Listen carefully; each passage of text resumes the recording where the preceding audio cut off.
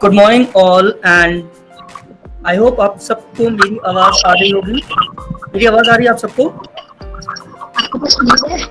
जी sir, आ रही। बहुत ही अच्छा so thank you once again Sunday के दिन हमारे साथ आने के लिए। और good morning sir. Good morning, नमस्कार। और सर प्रथम तो समस्त शिक्षकों को गुरु पूर्णिमा की बहुत बहुत हार्दिक बधाई और शुभकामनाएं, क्योंकि आज हम में से जो कुछ भी है, मैं आप हमें यहाँ जितने लोग जुड़े हैं वो किसी न किसी गुरु की वजह से है। और गुरु के अलावा गुरु से बड़ा कोई नहीं है। और ये सौभाग्य है सच में मेरे लिए कि आज गुरु पूर्णिमा के दिन मैं आप जैसे शिक्षकों के साथ जुड़ा हुआ हूँ, जो हमारे इस पूरे संसार की नींव है और वो नींव का निर्माण करते हैं। आज का सेशन है हमारा क्लासरूम मैनेजमेंट। अब हम क्लासरूम मैनेजमेंट की अगर बात करें तो ये उतना ही इम्पोर्टेंट है, उतना ही जरूरी है जितना हमारी कक्षाओं के बाहर रहकर बच्चों की देखभाल करना। क्लासरूम मैनेजमेंट एक ऐसा जरूरी टूल है हमारे लिए कि अगर हम उसको अच्छे से नहीं कर पाए अपनी कक्षाओं में, तो हम कहीं ना कहीं क्लासरूम का जो वातावरण होता है, जो बच्चों का शिक्षा अधिगम स्तर होता है, वो उस तक हम नहीं पहुंच पाते हैं और हम रह जाते हैं अपने उन उद्देश्य, उन चीजों को पाने में जो हमें सहायक होते हैं।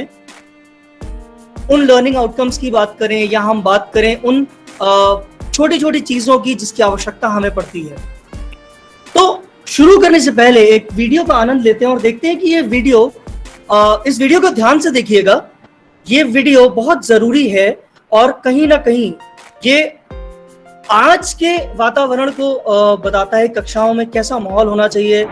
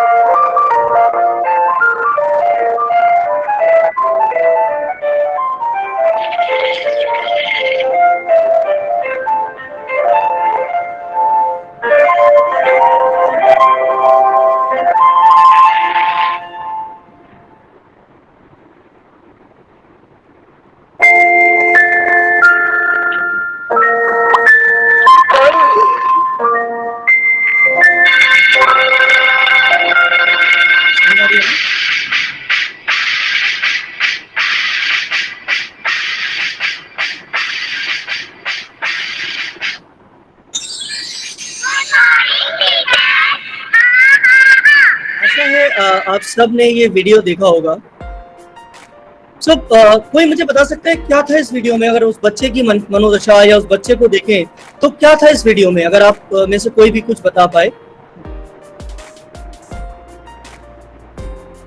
सर उस बच्चे में मतलब एक्चुअली बहुत सारी फीलिंग्स थी, लेकिन वो एक्सप्रेस नहीं कर पा रहा था। ही वाज एक्चुअली हिंड्रेंस उसको ऐसा लग रहा था उसके पास में हो रहा है, और बहुत सारी इसकी मतलब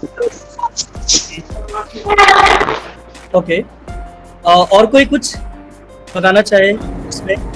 सर इसमें बच्चे को उसकी क्रिएटिविटी और जो उसके अंदर टैलेंट है उसे बाहर निकलने नहीं दिया जा रहा, क्योंकि टीचर उसे पुराने मेथड से वही रटवा रहे थे बाकी बच्चों को, और उसे उसके क्वेश्चंस को दबाया जा रहा था जो उसके मन में आ रहा था, उसकी जिज्ञासा शांत नहीं की जा रही थी, और वही मतलब पुराने पैटर्न पे पढ़ाया जा रहा था, तो उसका टैलेंट बाहर नहीं आ पा रहा था। वो एकेडमिक में नहीं अच्छा था, काफी क्रिएटिविटी दिखाना चाहता था।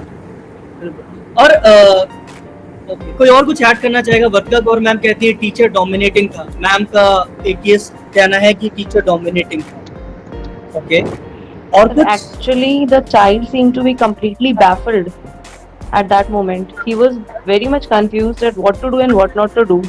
The teacher was saying something, the teacher was putting something. He seemed to be overburdened with the pressure and of the school and the teacher.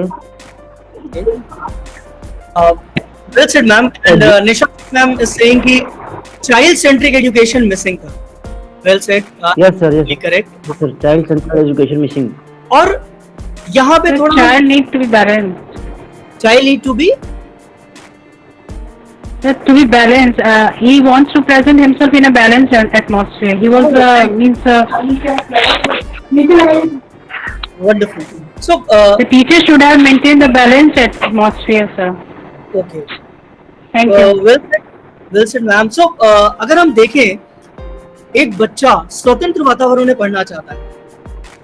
हम आज जिस सेंचुरी में हैं, हमारा समय अपना और इस समय सेंचुरी में बहुत डिफरेंस आ चुका है।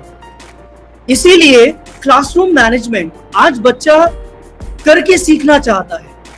वो खाली ब्लैक बोर्ड प्रेजेंटेशन इनसे नहीं सीखता, वो करके सीखना चाहता है। वो स्वतंत्रता से वो लर्निंग बाय डूइंग पे बिलीव करता है, और वो एक ऐसा एस्पेक्ट है एजुकेशन का जो बहुत जरूरी है आज के समय में। So now moving to presentation, classroom management, and this is actually very important for us to understand why classroom management is important.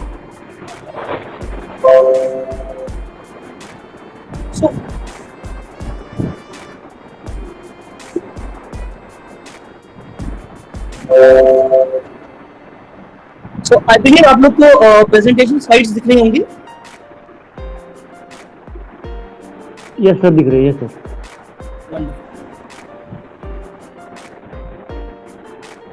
So now problem है के अंदर। आप लोग अगर म्यूट कर ले, मेरा निवेदन है अगर आप लोग म्यूट कर लें तो थोड़ा सा मुझे सहायता हो जाएगी। Sure sir, sure sir. Thank you so much. हम बीच में आप लोग की प्रतिक्रिया लेते रहेंगे, आप लोग से बोलते रहेंगे, लेकिन म्यूट करने से क्या होगा कि हमारा सेशन थोड़ा आसानी से हम फ्लो कर सकते हैं सेशन में, और बहुत अच्छे से हम चीजों को देख पाएंगे। ओके, सो आज का जो हमारा इंग्रेडिएंट है, दो मेन है, क्लासरूम मैनेजमेंट और फीडबैक सेशन। फीडबैक में हम आपसे सवाल पूछेंगे, आप हमसे पूछ सकते हैं। जैसा कि मैंने last as I mention in my last webinar, या मैं हर वेबिनार अपने सत्र में, सेशन में, ऑफलाइन या ऑनलाइन कहता हूं कि ये स्लाइड मेरी सबसे पसंदीदा है। इस स्लाइड को मैं अपने हर सेशन में इस स्लाइड को रखता हूं मैं, क्योंकि ये मेरे लिए एक टॉनिक का काम करती है। मुझे टीचर क्या होता है? माँ के समर्पण का विश्वास है शिक्षक, अज्ञानता से ज्ञान की ओर ले जाए वो है शिक्षक, अंधकार से प्रकाश की ओर ले जाता है वो है शिक्षक, शिक्षार्थी को परिपूर्णता तक पहुंचाने वाले का नाम है शिक्षक, चंद्रगुप्त से चक्रवर्ती राजा बनाने का प्रत्यक्ष प्रमाण है शिक्षक। ये कुछ ऐसी क्वालिटीज है जो सिर्फ टीचर्स में होती है, ना वो डॉक्टर में है, ना वो एक पुलिस वाले में है, ना वो एक मैनेजमेंट के बंदे में, किसी में नहीं होती है, और उन सबको बनाने वाला भी शिक्षक ही होता है और कोई नहीं। सो एक बार पुनः आप सबको गुरु पूर्णिमा के अवसर पे बहुत बहुत हृदय से अभिवादन और वंदन और धन्यवाद कि आप आज के दिन हमारे साथ हैं। ये कुछ सवाल हैं मेरे, इनको ध्यान से पढ़ें और जिस भी चीज का आप उत्तर देना चाहे अपने पेन पे लिख लें, क्योंकि पेपर पे लिख लें, क्योंकि आखिर में हम इनसे चर्चा करेंगे। I am a good teacher because अगर मैं टीचर नहीं होता तो मैं क्या होता?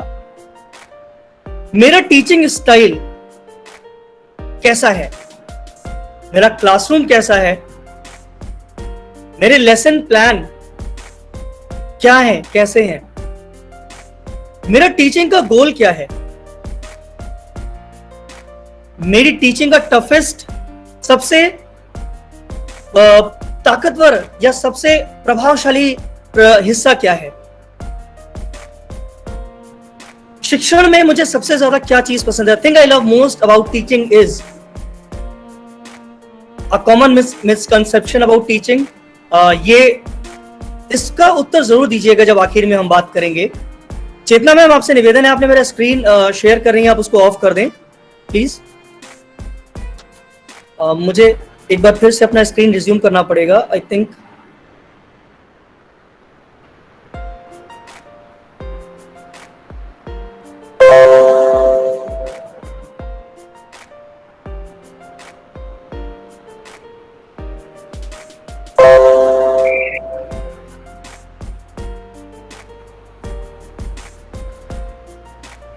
चेतना मैम, आप बार बार अपना स्क्रीन प्रेजेंट कर रही है, मेरा निवेदन है कि उसको आप ऑफ कर दें, जिसकी वजह से डिस्टरबेंस होता है थोड़ा सा। मैं राइट्स निवेदन है मेरा आपसे।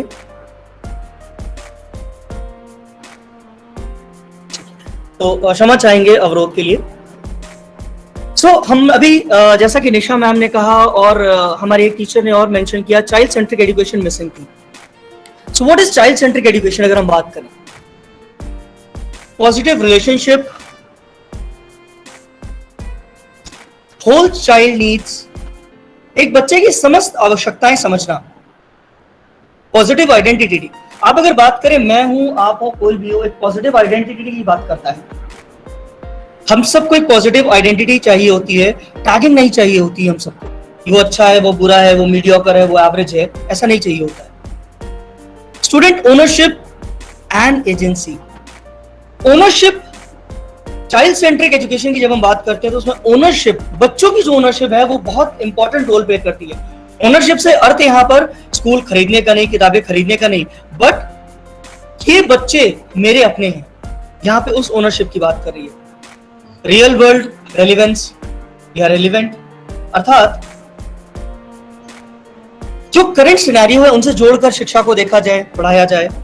कॉम्पिटेंसी प्रोग्रेशन, ये बहुत इंपॉर्टेंट है। आजकल हम शिक्षा तो दे रहे हैं, लेकिन क्या वो किसी भी सब्जेक्ट, किसी भी टॉपिक, किसी भी स्टेट बोर्ड या किसी भी बोर्ड की बात करूं, क्या वो कॉम्पिटेंसी बेस्ड है? क्या उसमें वो सारी चीजें हैं जिसकी आवश्यकता आज कॉम्पिटेंसी बेस्ड एजुकेशन की है? Any time anywhere, child centric education की जब हम बात करते हैं तो उसमें any time anywhere availability of a teacher is important. जैसे हम लोग जब काम करते हैं शिक्षकों के साथ, तो हम भी कोशिश करते हैं कि जब भी किसी टीचर को आवश्यकता हो, किसी शिक्षक को आवश्यकता हो, तो हम उसके लिए खड़े हों। पॉलिसीज नहीं बना सकते, पॉलिसीज नहीं बदल सकते, लेकिन पेडागोजिकली, एकेडमिकली, स्कूल में कोई इनोवेटिव टीचिंग या किस तरीके से उसको आवश्यकता हो तो हम उसको सपोर्ट कर सकें। ये चाइल्ड सेंट्रिक एजुकेशन के लिए बहुत आवश्यकता है। हम अपने बच्चों में बहुत सारी गुणों की बात करते हैं कि ये क्वालिटीज हमारे बच्चों के अंदर होनी चाहिए, लेकिन क्या हमारे अंदर भी वो गुण होते हैं? हम एक्सपेक्टेशंस बहुत रखते हैं as a teacher, as a human being, हम अपने छोटों से बहुत एक्सपेक्टेशंस रखते हैं। सो हमारी पूरी टीम ने काम किया और हमने ये फॉर्मूला डिराइव किया है, टीचर्स वे ऑफ लाइफ इसे हम कहते हैं, F+2E+3P। आप इसको नोट जरूर कीजिएगा क्योंकि ये जीवन पर्यंत हमारे काम आएगा। F की बात करें, फ्रेंडलीनेस, एक टीचर का व्यवहार पूरी तरह से फ्रेंडली होना चाहिए। फ्रेंडली से ऐसा अर्थ नहीं है कि वो आपके कंधे पे हाथ रख सके, नहीं, ऐसा फ्रेंडलीनेस नहीं। ऐसा फ्रेंडलीनेस कि वो बेझिझक आपसे अपनी बात कह सके, आपको अपनी बात बता सके। एम्पैथी, एम्पैथी की बात करें तो ये समानुभूति। हम सिंपैथी बहुत देते हैं, लेकिन एज अ टीचर एम्पैथी बहुत जरूरी है, क्योंकि एक बच्चा आपके स्थान पे नहीं आ सकता, किंतु आप एक बच्चे के स्थान पे जा सकते हैं और कहीं ना कहीं आप उसको, उसकी समस्याओं को समझ सकते हैं, क्योंकि आप भी एक स्टूडेंट रह चुके हैं। एज का डिफरेंस, एक्सपर्टीज, ये सारे ये आप सब हैं। जो विषय आप पढ़ाते हैं, जो कक्षा आप देखते हैं, उस सब में आपके अंदर ये एक्सपर्टीज है। इस एक्सपर्टीज को आपको डेवलप करने की जरूरत है और इसको डेली जितना निरंतर हम बढ़ाएंगे उतना ये और हमारे लिए अच्छा होता है।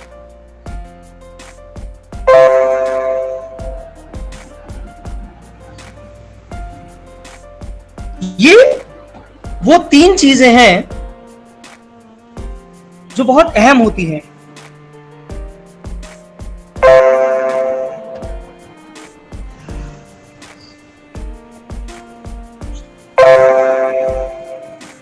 आई थिंक उसके बाद हम बात करें प्रोवाइड सॉल्यूशन। अगर हम प्रोवाइड सॉल्यूशन की बात करें, एक टीचर के पास समस्या का समाधान होता है। प्रोवाइड सॉल्यूशंस में ऐसा नहीं है कि मैं अपने विषय से संबंधित ही चीजों को करूंगा। मेरे पास विषय के अलावा भी समाधान होना चाहिए। हो सकता है कोई बच्चा ये कहे कि मैम मेरे घर में या सर मेरे घर में ये समस्या है, तो आपके पास कहीं ना कहीं बीइंग अ टीचर उसका समाधान जरूर होगा और होना चाहिए, क्योंकि वो आपके पास उम्मीद से आता है। प्रेजेंटिंग एबिलिटी, अक्सर हम देखते हैं टीचर्स इस चीज पे ध्यान नहीं देते, except the private schools and few government schools now. हम अपने प्रेजेंटेशन स्टाइल पे ध्यान नहीं देते, ये बहुत जरूरी होता है। हमारा जो हम करते हैं विद्यालय के अंदर, विद्यालय के बाहर, बच्चे उसे कॉपी करते हैं। हमारे पहनने, हमारे बोलने, हमारे व्यवहार का तरीका, हमारे औरों के साथ बर्ताव का तरीका, क्योंकि हम उनके लिए आइडल होते हैं। टीचर से बड़ा आइडल कोई नहीं है। सो हमारी जो प्रेजेंटेशन होती है उसको बहुत ध्यान पूर्वक हमें बच्चों के सामने करना चाहिए। Last but not be least, patience. Patience आप सबके अंदर बहुत है। आप लोग सारा दिन इतने वेबिनार्स करते हैं, बच्चों के साथ जाते हैं। इस कंडीशन में बहुत सारे टीचर्स स्कूल जा रहे हैं और बहुत सारी कंप्लेंट्स होती हैं पेरेंट्स की, ये नहीं मिला, वो नहीं मिला, बच्चों की होती है, ऑफिसर से आती है, फिर भी आप बहुत पेशेंटली उस चीज को मैनेज करते हैं और चीजों को समझते हैं। सो ये वो 6 गुण हैं, क्वालिटीज हैं, जो एक टीचर की लाइफ को डिफाइन करते हैं और कहीं ना कहीं हमें टीचर्स के इंपॉर्टेंस को सिग्निफाई करता है। स्टूडेंट लर्निंग कैसे इन्फ्लुएंस होती है, मैं बहुत डिटेल में नहीं जाऊंगा, लेकिन school wide experience, classroom experience is equal to student learning. Now school experience, जैसे ही बच्चा स्कूल में एंटर करता है, उसका पहला प्रभाव उसके ऊपर पड़ता है, वो है स्कूल के वातावरण का। बच्चे शोर मचा रहे हैं, बच्चे हैं नहीं, इधर उधर घूम रहे हैं, वो इम्पैक्ट आप सोचिए। जब आप किसी के घर जाते हैं, कोई मूवी देखने जाते हैं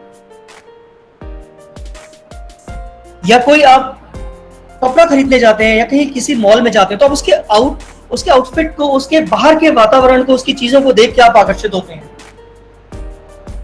सेम विद्यालय के साथ भी होता है। विद्यालय का जो स्ट्रक्चर है, खासकर जो उसकी वॉल्स होती हैं, जो उसका डेकोरम होता है, इंटरनल उसका एम्बियंस होता है, वो बच्चों को अट्रैक्ट करता है। कक्षाओं में आने के बाद क्या उसको चार्ट पेपर्स दिख रहे हैं, क्या उसको वॉल्स पे कुछ पेंटिंग्स दिख रही हैं, क्या बच्चे यूनिफॉर्म में हैं, क्या विद्यालय साफ है। उसके बाद क्लासरूम एक्सपीरियंस, इस पे हम पूरी बात करेंगे। और स्टूडेंट लर्निंग, ये पूरा दोनों चीजें मिलके, स्कूल एक्सपीरियंस, क्लासरूम एक्सपीरियंस, दोनों चीजें मिलके स्टूडेंट लर्निंग को एनहांस करता है। तो स्कूल वाइड एक्सपीरियंस को हम ज्यादा डिफाइन नहीं करेंगे, हम क्लासरूम एक्सपीरियंस पे सीधे आएंगे। सो आप नोट करते चलिएगा, जहां पे भी आपको लगे आप नोट करते जाइएगा, और हम बाद में क्वेश्चन आया सेशन भी एक रखेंगे अगर आप कुछ पूछना चाहें, कुछ बताना चाहें। क्लासरूम मैनेजमेंट के 4 इंपॉर्टेंट कंपोनेंट्स होते हैं: planning, classroom atmosphere, creative teaching.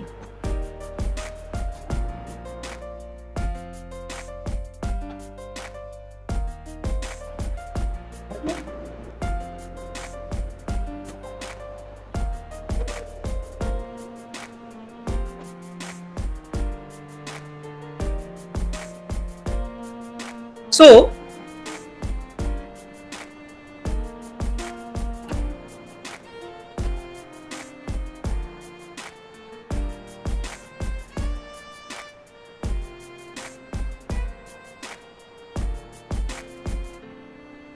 आप देख सकते हैं कि प्लानिंग,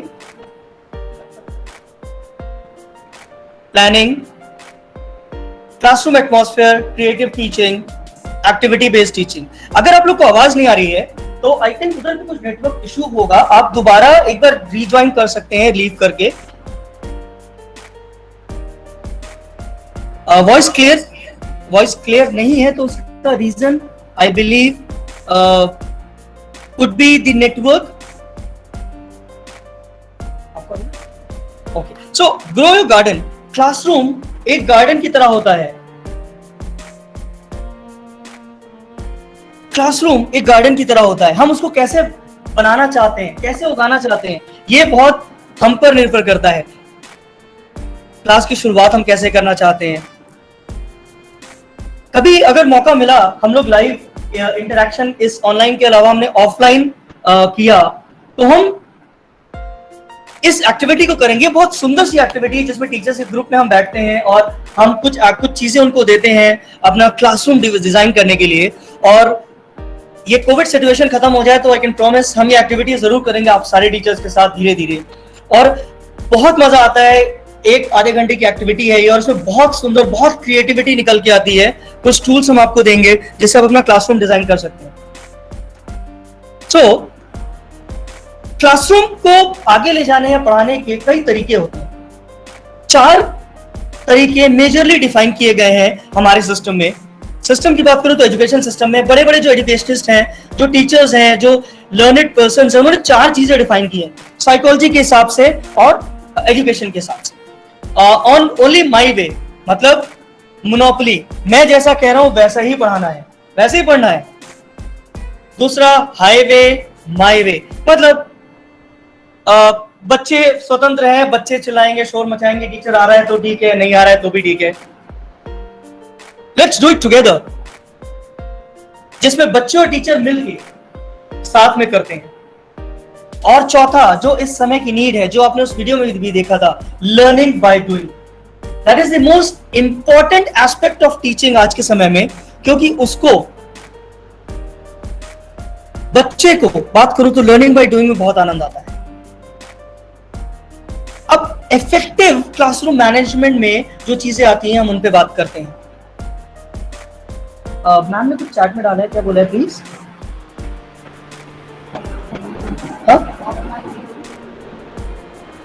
तो खुद ही करें।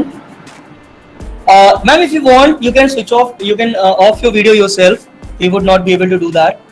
आप अपना वीडियो खुद ऑफ कर सकते हैं।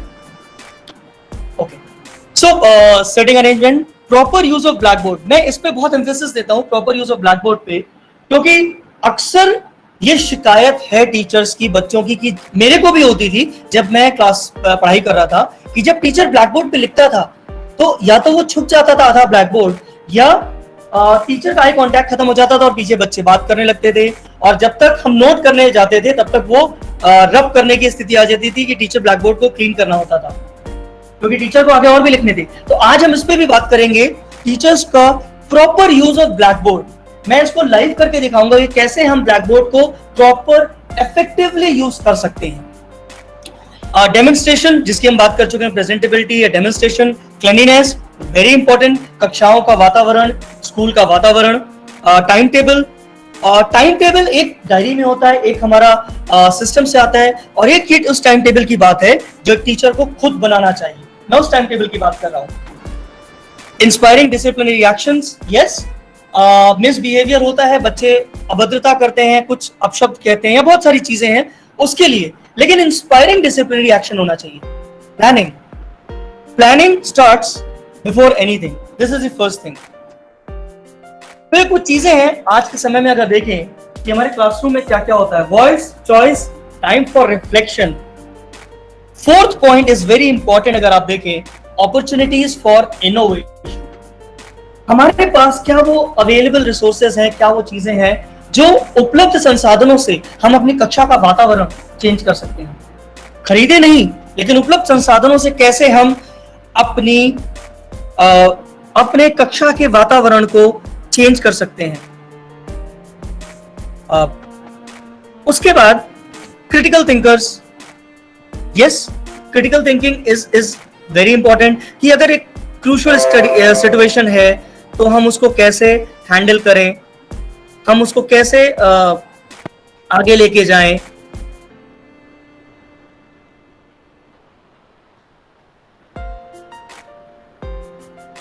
प्रॉब्लम सॉल्विंग टीचर के लिए बहुत जरूरी होता है, क्योंकि टीचर्स को बहुत सारी चीजों की समस्या होती है, बहुत सारी चीजें हैंडल करनी होती हैं। एज अ टीचर फैमिली को भी देखना है, स्कूल के में देखना है, बच्चों को देखना है, पेरेंट्स को देखना है, साथ साथ अथॉरिटेटिव वर्क करना है जो डिपार्टमेंट का आ रहा है, बच्चों की समस्या का भी समाधान करना है।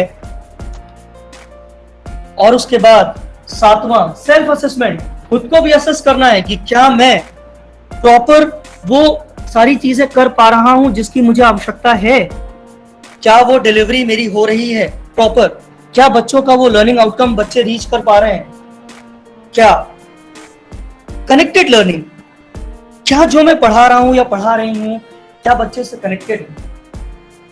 नाउ ये एक साइकिल है पूरी जो क्लासरूम मैनेजमेंट में बहुत इंपॉर्टेंट रोल प्ले करती है। इस साइकिल पे हम डिस्कस करेंगे थोड़ा एंड में आकर, क्योंकि वो वहां पे इंपॉर्टेंट हो जाती है। हम पहले कुछ बैठने के तरीके देख लें। जनरली क्या होता है, हम बच्चे आते हैं, बैठ जाते हैं, बट ये कुछ इनोवेटिव तरीके हैं जो टीचर्स ने ही हमें सजेस्ट किए हैं। अवेलेबिलिटी जैसी हो, किसी की अगर सीट्स मूव कर सकती हैं तो वो इस तरह के अरेंजमेंट्स कर सकता है, किसी की सीट्स मूव नहीं करती तो वो ऐसे अरेंजमेंट्स कर सकता है। ओपन ग्राउंड में अक्सर मैंने देखा है, खास गवर्नमेंट स्कूल्स की बात करूं तो आजकल टीचर ओपन ग्राउंड्स में एक्टिविटी बेस्ड लर्निंग को ध्यान देते हैं, तो उसमें ये बहुत ज्यादा इंपैक्टफुल होता है। और अगर मेरे प्राइवेट स्कूल्स, जो हमारे प्राइवेट स्कूल्स हैं, अगर हम वहां से सीट्स निकाल के एक ऑडिटोरियम या ऑडी स्टाइल जो आप बिल्कुल सेंटर में देख रहे हैं, अगर हम उसमें बैठाने की कोशिश करते हैं बच्चों को, तो जो हमारा कनेक्ट है बच्चों के साथ वो डायरेक्ट होता है। और एज अ टीचर मैं उन सब पे नजर रख सकता हूं और देख सकता हूं और डायरेक्ट आई कांटेक्ट रख सकता हूं। Row seating, pairing, cluster seating, circle, ये कुछ तरीके हैं। ऐसे बहुत सारे तरीके आप लोग भी कर रहे होंगे अपने विद्यालय में। नाउ मैं ये adequate use of black board को थोड़ा सा मैं भी छोड़ूंगा, क्योंकि मैं इसको आपको लाइव दिखाऊंगा कैमरा ऑन करके कि जनरली हम कैसे यूज करते हैं और हमें कैसे यूज करना चाहिए ब्लैक बोर्ड को, ये हम इससे बात करेंगे। क्लीनिनेस, आप मुझे बताओ, अगर हमारे घर के कमरे में या हमारे घर में गंदगी होती है तो क्या हमें अच्छा लगता है? या हमारे किसी भी गेस्ट अगर आ जाए, मान लीजिए गेस्ट आ जाए और हमारे घर में गंदगी पड़ी हो, तो क्या उसको अच्छा लगेगा? क्या इंप्रेशन जाएगा? ठीक उसी तरह कक्षाओं में, हमारे विद्यालय में अगर थोड़ी सी भी गंदगी है और कक्षाएं क्लीन नहीं है तो बच्चों को भी अच्छा नहीं लगता, हमारे स्वयं को अच्छा नहीं लगता और बच्चों को भी अच्छा नहीं लगता है। अब इसके लिए हम क्या कर सकते हैं? अवेलेबल रिसोर्सेज की बात करूं, हम बच्चों से डस्टबिन बनवा सकते हैं, बहुत सारे टीचर्स कर भी रहे होंगे। हम उनसे चार्ट्स बनवा सकते हैं, स्लोगन्स लिखवा सकते हैं कक्षाओं में, keep the classroom clean, cleanliness is next to hygieness, and ऐसे बहुत सारे स्लोगन्स करवा सकते हैं। और हम कॉम्पिटिशन्स करवा सकते हैं बच्चों के अंदर, राइटिंग कॉम्पिटिशन, ऐसे कॉम्पिटिशन्स, स्लोगन्स, इस तरह के डिफरेंट कॉम्पिटिशन्स करवा सकते हैं। यूनिफॉर्म, क्लीनलीनेस के अंदर यूनिफॉर्म भी आती है कि क्या हम यूनिफॉर्म साफ पहनते हैं? हम कहते तो हैं कि बच्चों साफ पहन के आओ, लेकिन क्या एम्फेसिस हमारा होता है? माना कि हमें उनको 2 यूनिफॉर्म मिलती है, लेकिन उसको साफ करके पहना जा सकता है, ये मेरा मानना है। आप लोग जरूर कहते होंगे, लेकिन थोड़ा सा और इस पे एम्फेसिस देने की आवश्यकता है हम सबको। डिसिप्लिनरी एक्शन होता क्या है? ये अधिकांश हम डांट देते हैं, बच्चा कोई गलती करता है तो हम उसको डांट देते हैं, बैठ जाओ, चुप बैठो, क्यों बात कर रहे हो, कुछ इस तरह से हम बात करते हैं। लेकिन अगर हम वहीं देखें, इसका एक सकारात्मक तरीका भी है प्रेजेंट करने का। हम यहां पे ये भी कह सकते हैं कि बच्चों सीधे बैठोगे तो तुम्हारी रीढ़ की हड्डी सीधी रहेगी, मस्तिष्क में खून का प्रवाह ज्यादा होगा और तुम्हारी चेतना तुम्हारे मस्तिष्क में ज्यादा ग्रास कर पाओगे, क्योंकि तुम्हारे सेल्स बहुत एक्टिवली काम करेंगे। मैं उनको कह तो रहा हूं सीधे बैठने को, लेकिन मैं एक तरीके से कह रहा हूं। उनको मैंने डांटा भी नहीं, मैंने समझा भी दिया, मेरा डिसिप्लिनरी एक्शन भी हो गया और उनको यह भी बता दिया कि तुम्हें सीधे बैठना है। Human values play a very important role. जैसे हम अपने लिए सम्मान की अपेक्षा करते हैं, वैसे ही बच्चे भी अपने लिए सम्मान की अपेक्षा करते हैं। तो हमें उस स्थान पे जाकर देखना चाहिए, एम्पैथी अगेन, हमें उस स्थान पे जाकर देखना चाहिए कि बच्चे को कितना बुरा लगेगा जब हमें बुरा लगता है, हमें कोई कुछ कहता है। टाइम टेबल, मैं टाइम टेबल का एक एग्जांपल शेयर करूंगा। एक सर हैं, मैं उनका नाम नहीं लूंगा, हमारे गवर्नमेंट टीचर हैं, वो कहते हैं शशांक जब मैं टाइम टेबल से पढ़ाता हूं, गवर्नमेंट वाला टाइम टेबल नहीं जो हम डायरी बनाते हैं वो नहीं, उन्होंने अपना एक टाइम टेबल बना रखा है। 35 मिनट की कक्षा में वो 20 मिनट पढ़ाते हैं। 20 मिनट, ध्यान से सुनिएगा ये बात, वो 20 मिनट पढ़ाते हैं। कक्षा की शुरुआत के 5 मिनट वो पिछले पढ़ाए हुए क्लास के रिवीजन के लिए रखते हैं, जो उन्होंने एक दिन पहले पढ़ाया था, और आखिरी के 10 मिनट वो बच्चे के क्वेश्चन एंड आंसर्स के लिए संबंधित रखते हैं, पिछली पढ़ाई हुई क्लास के और आज के पढ़ाई हुई क्लास के। इसका परिणाम ये मिलता है कि बच्चे घर से पढ़ के आते हैं, क्योंकि बच्चों को ये लगता है कि आज राम ने सवाल पूछ लिया तो उसको वाहवाही मिल गई, उसके लिए ताली बज गई, कल मैं भी पूछूंगा। तो ये बच्चों के अंदर पढ़ने की, स्व अध्ययन की एक जिज्ञासा जगाती है और बच्चे घर जाकर पढ़ के आते हैं। और एक चीज और वो करते हैं, आप सब भी ट्राई कीजिएगा, हम सब सीरियल देखते हैं और सीरियल में आपने देखा होगा कि अक्सर ऐसी जगह पे लाके सीरियल को रोका जाता है जहां पे आप क्यूरियस हो जाते हैं उसको अगले दिन देखने के लिए, अगला एपिसोड देखने के लिए। तो ये सर भी यही करते हैं, ये विषय को, उस चैप्टर को, उस टॉपिक को ऐसी जगह लाके छोड़ते हैं जहां पर बच्चा बाध्य हो जाता है पढ़ने के लिए अगले दिन। और जब वो अगले दिन आता है और कक्षा शुरू करते हैं तो बच्चा खुद ब खुद कहता है सर ये होगा इसके आगे। अब इसमें टाइम टेबल क्या रोल प्ले करता है? वो ही कहते हैं सर मैं टाइम टेबल ऐसे बनाता हूं कि मेरा जो सिलेबस है मैं उसको महीने के हिसाब से नहीं, मैं उसको वीक और डे के हिसाब से बांटता हूं। जब मैं डे के हिसाब से बांटता हूं तो मुझे पता होता है कि मेरी कक्षा में मंडे को मुझे ये टॉपिक इतनी देर पढ़ाना है और मुझे तो पता है एज अ टीचर कि मुझे कितना समय लगेगा, और मैं कोई भी विषय पढ़ाने से पहले स्वयं तैयारी करके जाता हूं, सारे सवाल तैयार करके जाता हूं कि बच्चा ये पूछ सकता है या ये पूछ सकता है, और मैं इस विषय का मास्टर हूं, मैं इस विषय का एक्सपर्ट हूं, तो मुझे पता है कि मुझे कितना समय लगेगा इस चीज को बच्चों को समझाने में। तो वो उस 35 मिनट को ऐसे ब्रेक करते हैं डेली कि उनका कोर्स बहुत समय से पहले समाप्त होता है, और मैंने प्रत्यक्ष देखा है उनको कम से कम 20 से 25 दिन आखिरी के मिलते हैं बच्चों को रिवीजन कराने के लिए, एक्टिविटी बेस्ड, खाली रिवीजन नहीं, एक्टिविटी बेस्ड रिवीजन, जिससे उनका पूरा वो सब्जेक्ट रिवाइज हो जाए। ये बहुत अच्छा तरीका मुझे लगा सर का कि उन्होंने कहा मैंने साल के करिकुलम को पहले 6 महीने में बांटा, फिर 3 महीने में, फिर 1 महीने में, फिर 15 दिन पे, और फिर डेली के हिसाब से बांट दिया, क्योंकि मुझे तो पता है कि मुझे क्या पढ़ाना है। गवर्नमेंट स्कूल के हैं, किताबें नहीं आती, लेकिन उन्होंने कहा मुझे तो किताबें पता है ना चैप्टर क्या होगा। सो टाइम टेबल खाली वो टाइम टेबल नहीं है, ये आपका अपना टाइम टेबल है। पहली बार जब आप करेंगे आपको बड़ी दिक्कत आएगी कि आप क्या काम कर रहे हैं, लेकिन जब आप एक बार बना लेंगे आपके लिए कितना सहायक होगा ये आप खुद देखेंगे।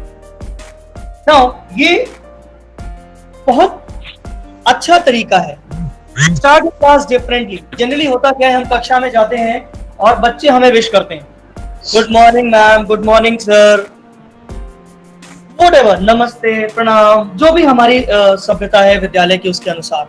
लेकिन इसको कुछ टीचर ने चेंज किया है और इसको चेंज करने का उनको परिणाम भी मिला है। आप पहले जाइए, शुरुआत कीजिए, बच्चों की बजाय आप विश कीजिए, आपका डायरेक्ट कनेक्ट हो जाएगा बच्चों से। अभी क्या होता है, बच्चों को वो रूटीन लगता है कि टीचर आएगा हमें उसको विश करना है, लेकिन जब आप इस रूटीन को ब्रेक कर दें, आप उनको विश करना शुरू करें क्लास में घुसते ही, आपको डिफरेंस दिख जाएगा। दूसरा, कक्षा की शुरुआत छोटे से स्टोरी से करिए, और स्टोरी ऐसी जो आपके विषय से संबंधित हो, उस चैप्टर से संबंधित हो। कोई छोटा सा थॉट फॉर द डे आप उससे जोड़िए, देखिएगा कि कक्षाओं में परिवर्तन आना शुरू हो जाएगा। हेडलाइंस मैंने बहुत सारे स्कूल्स में देखा है, क्योंकि मैं जाता रहता हूं, तो मैंने बहुत सारे स्कूल्स में देखा कि कुछ टीचर्स बच्चों को शुरुआत करते हैं हेडलाइन से, और वो हेडलाइन न्यूज की जो विषय से जुड़ जाती है, वो हेडलाइन न्यूज़पेपर की, और इससे उन्होंने बच्चों के अंदर आदत डाली न्यूज़पेपर पढ़ने की आवश्यकता है या न्यूज सुनने की। लिखने की आदत डाली, बच्चों को बोला थॉट फॉर द डे, तो बच्चों ने लिखना शुरू किया। इसका लाभ क्या मिला? बच्चों का अधिगम स्तर बढ़ा, बच्चों का शब्दकोश बढ़ा, उनके अंदर जिज्ञासा बढ़ी नए नए शब्दों को, नए नए चीजों को सीखने की। प्रोत्साहन प्रणाली ये आप सब कर रहे हैं, और मैं हमेशा कहता हूं पैसे मत खर्च करें इस पर। अगर आप पैसे खर्च करेंगे तो आवश्यकता नहीं है उसकी।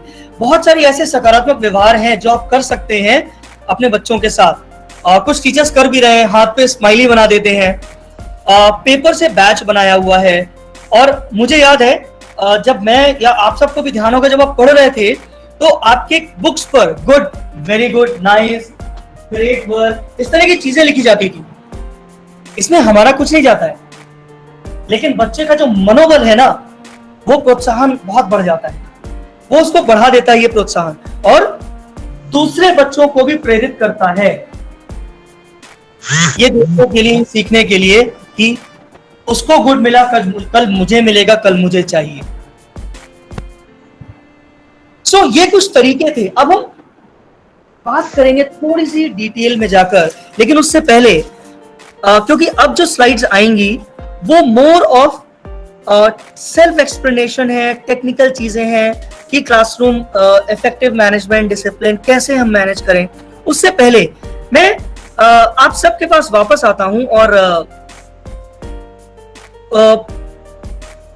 अब तक जो भी हमने चर्चा की, जिस बारे में भी हम बात कर रहे थे, अब तक जो हमने बात की, उस पे आप अगर कुछ पूछना चाहें, बताना चाहें, कहना चाहें, अपने इनपुट्स देना चाहें, तो हम उस पे बात करते हैं बीच में। आप में से कोई भी कुछ इसमें ऐड करना चाहे, कुछ और हम सबको बताना चाहे।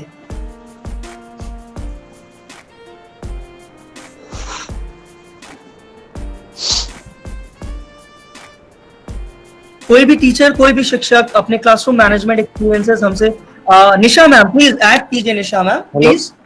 सर एक क्वेश्चन था।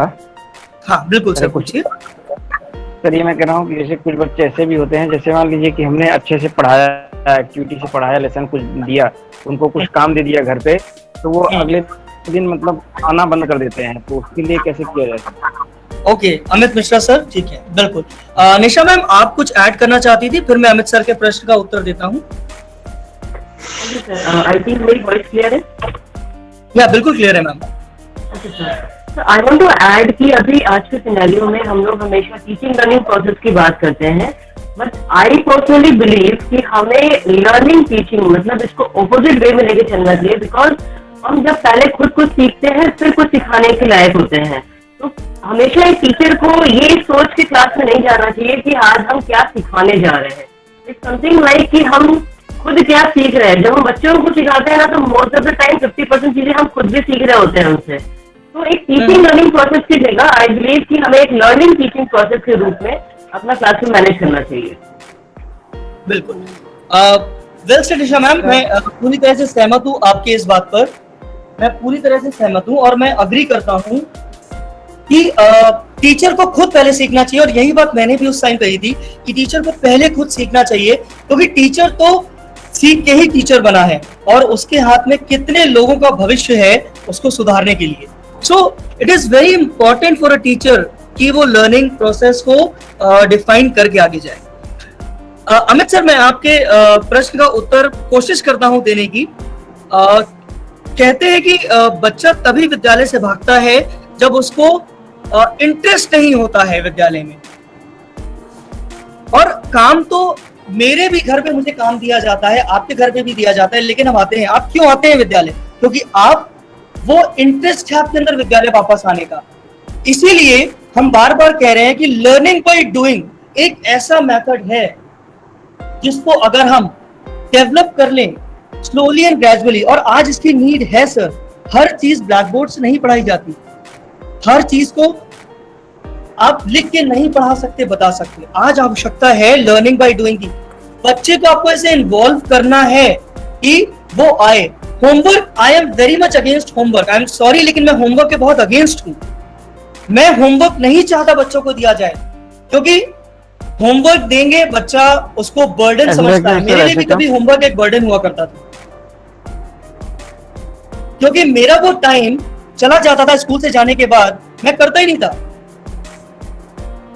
उसके बाद मैं अगले दिन होमवर्क कर पाता था, और कई सब्जेक्ट्स का, मैथ्स का भी होमवर्क मिल रहा है, इंग्लिश का भी होमवर्क मिल रहा है, हिंदी का भी मिल रहा है, मल्टीपल सब्जेक्ट्स का होमवर्क मिल रहा है। So why don't we do something like this कि हम अपने कक्षा में ही आखिरी के कुछ मिनट, कुछ घंटे, आखिरी का जो घंटा हो छुट्टी से पहले या विद्यालय आने के बाद का जो पहला आधा घंटा है, उसको हम जॉयफुल टीचिंग की तरफ परिवर्तित कर दें, जिसमें रिवीजन कराएं, एक्टिविटी बेस्ड रिवीजन। सो बच्चे भी इनवाइट होंगे, बच्चे भी एक्साइट होंगे। और एक दिन वो बच्चा नहीं आएगा, मैं आपकी बात से सहमत हूं, काम पे, लेकिन जब अगले दिन उसका साथी वापस जाएगा और कहेगा आज ना मास्टर साहब ने इस खेल से मुझे सिखाया था, या मास्टर साहब ने ये करवाया, तो वो विद्यालय जरूर आएगा सर। ये मैंने प्रत्यक्ष देखा है। और मैं ये भी मानता हूं कि शिक्षा का अभाव जो हमारे ग्रामीण परिवेश में है, जिसकी वजह से पेरेंट्स इतनी इंपॉर्टेंस नहीं देते एजुकेशन को। और मैं ये बताते हुए बड़ा हर्ष हो रहा है कि रिसेंटली भी उत्तराखंड और उत्तर प्रदेश गवर्नमेंट के साथ हमने एक करार किया है, जिसके अंतर्गत हम पेरेंट्स के साथ काम करेंगे और पेरेंट्स को हम शिक्षा के लिए जागृत करेंगे कि क्या इंपॉर्टेंस है स्कूल भेजने की और स्कूल जाने की, जिससे आपकी ये समस्या कहीं ना कहीं समाप्त हो जाएगी सर। मैं लेकिन उसमें समय लगेगा, एकदम से नहीं होगी। Anyway, sir, good initiative, sir, by your team. Thank you so much sir. Nisha ma'am, आप कुछ पूछना चाह रही थी, प्लीज मैम। सर, आपने एक अपनी पीपीटी में एक स्लाइड दी थी जिसमें आप गार्डन टेक्नोलॉजी की बात कर रहे थे। और मैं उस पर थोड़ा सा ये बोलना सर, जो अमित सर बोल रहे हैं ना कि होमवर्क देने से बच्चे यूजुअली स्कूल से भाग जाते हैं, तो गार्डन एनालॉजी जो है ये इस क्वेश्चन के आंसर के लिए बहुत परफेक्ट चीज है।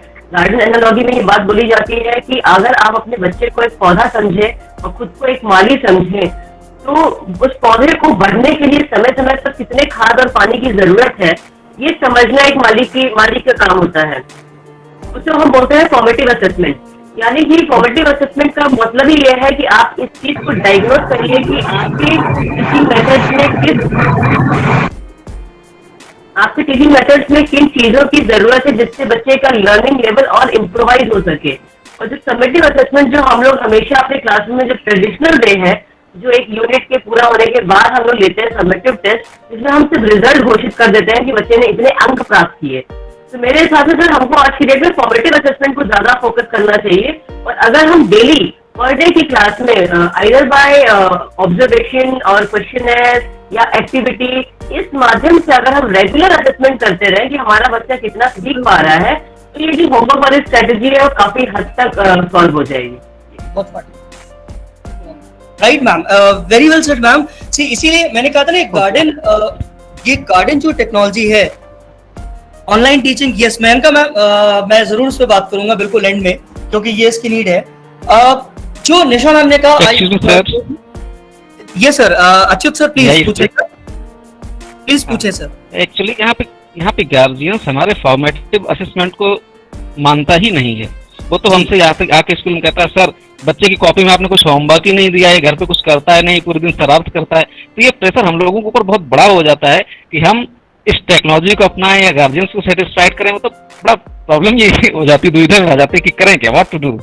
सर अग्री, मैं इस चीज पे बिल्कुल अग्री करता हूँ। मैं 1 मिनट में आता हूँ आपकी बात पे। मैं निशा मैम की बात को थोड़ा सा आगे ले जाता हूँ। गार्डन टेक्नोलॉजी कहें या गार्डन असेसमेंट जो होता है ना, वो बहुत इंपॉर्टेंट है।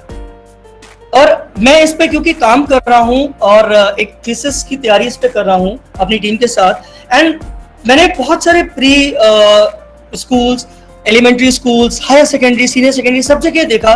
लेकिन ये जो टेक्नोलॉजी है, गार्डन असेसमेंट वाली जो टेक्नोलॉजी है एज अ गार्डनर, या ये जो थ्योरी है कॉग्निटिव डेवलपमेंट की जिसकी बात मैम कर रही थी, वो बहुत सही काम करती है। और ये मैं जरूर आपसे प्रॉमिस कर सकता हूँ आज कि जैसे ही सिचुएशन थोड़ी भी हमें परमिट करेगी, चाहे 50 टीचर्स को भी एक साथ बुलाने का, हम डिस्ट्रिक्ट वाइज जाकर हम ये एक्टिविटी जरूर करेंगे और आप देखिएगा आपको इसका लाभ जरूर मिलेगा। ना ऑनलाइन टीचिंग की जब हम बात करें तो मैं इस पे एंड में आऊंगा, क्योंकि अभी ये बीच में उस चीज को ब्रेक नहीं करूंगा जो हमारा चल रहा है क्लासरूम मैनेजमेंट में। ओनली ऑनलाइन टीचिंग की हम लास्ट में आएंगे। और अच्युत सर, मैंने जैसा कहा कि मैं होमवर्क के अगेंस्ट हूं। मैं मानता हूं आप लोग को ये फॉर्मेटिव असिस्टेंट जो है वो असेसमेंट करना पड़ता है और देना पड़ता है। आपको टीचर्स को भी सेटिस्फाई करना है, आपको बच्चों को भी करना है, पेरेंट्स को भी करना है, डिपार्टमेंट को भी करना है, सबको करना है।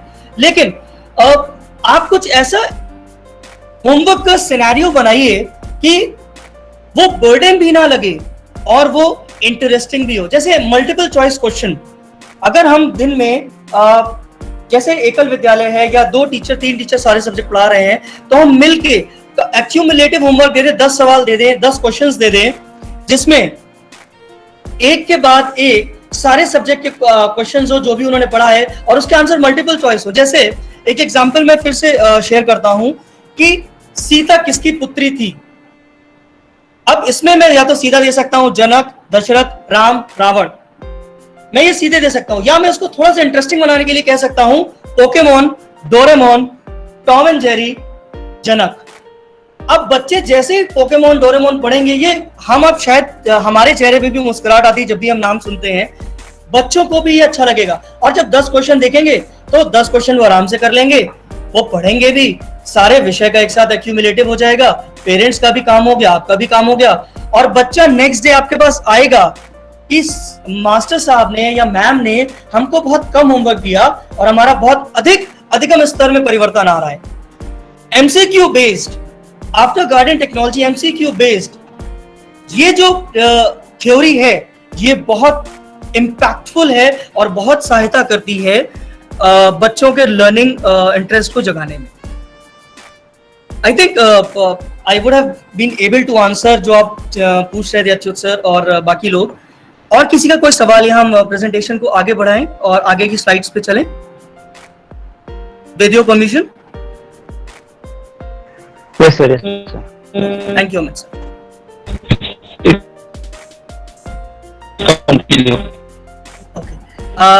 मयंक भदौरिया सर ने पूछा था कि 60% ऑनलाइन काम हो रहा है। सर उस पर मैं लास्ट में आपसे बात करूंगा।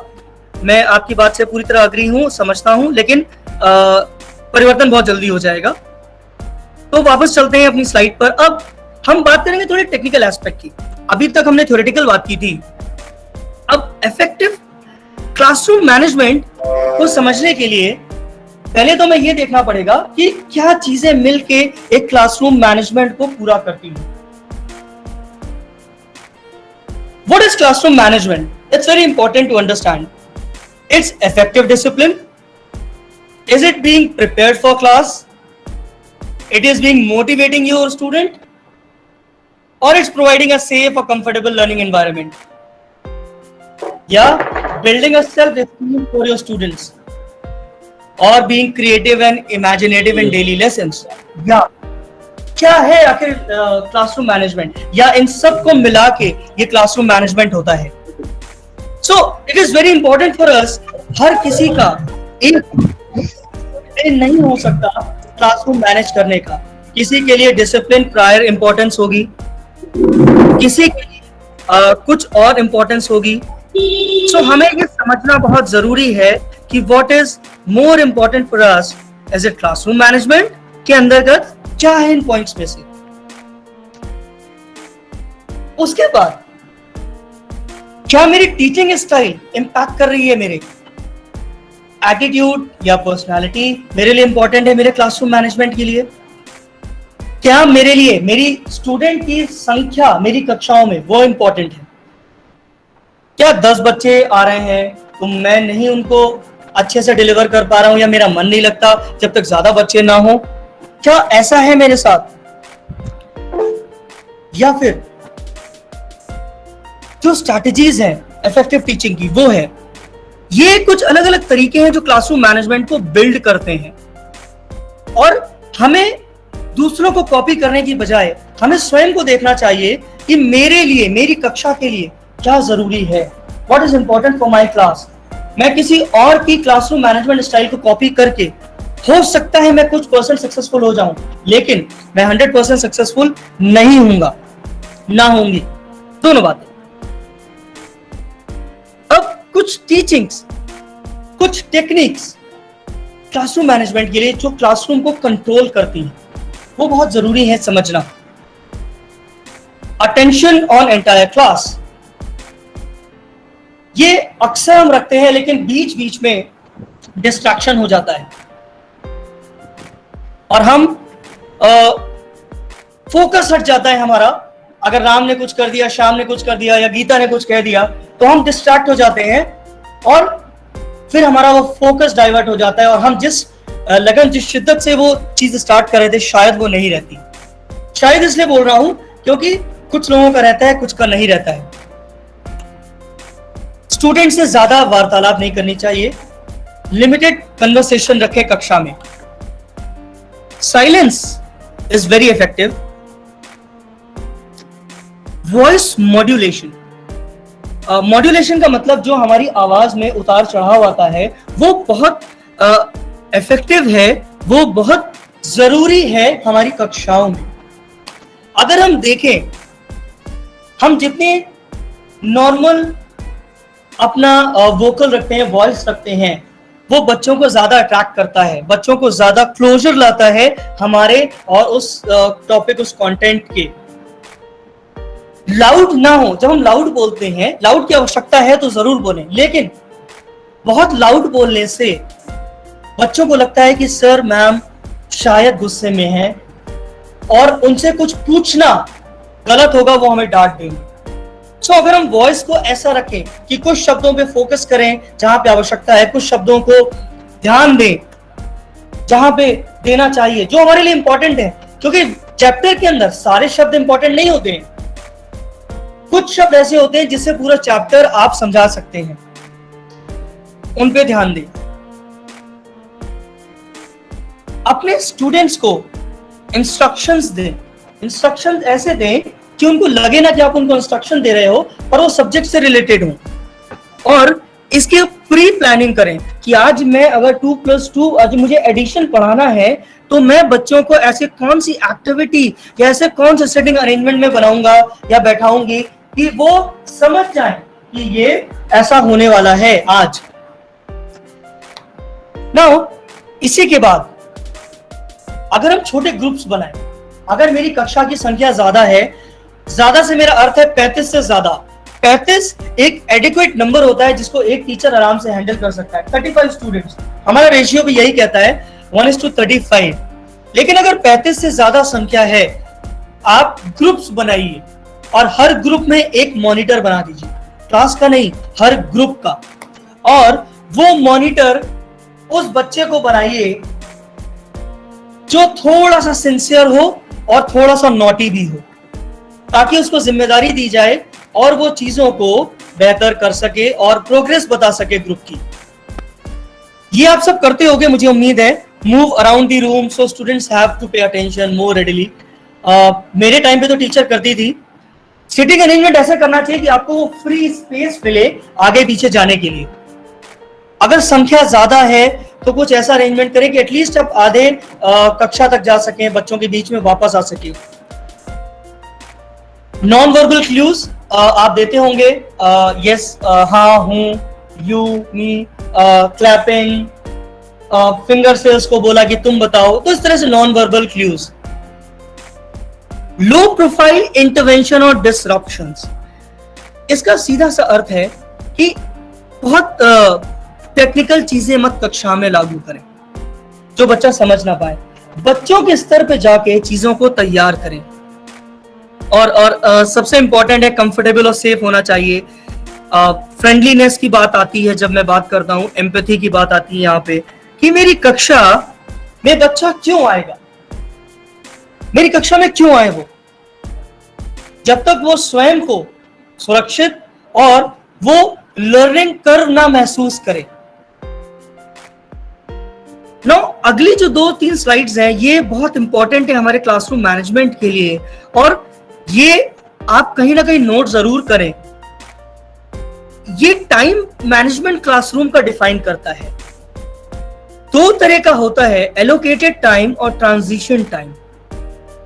नाउ एलोकेटेड टाइम वो होता है जो हमें कक्षाओं में असाइन किया जाता है अपने क्लासेस लेने के लिए। 35 मिनट, 30 मिनट, 40 मिनट, ये वो टाइम है।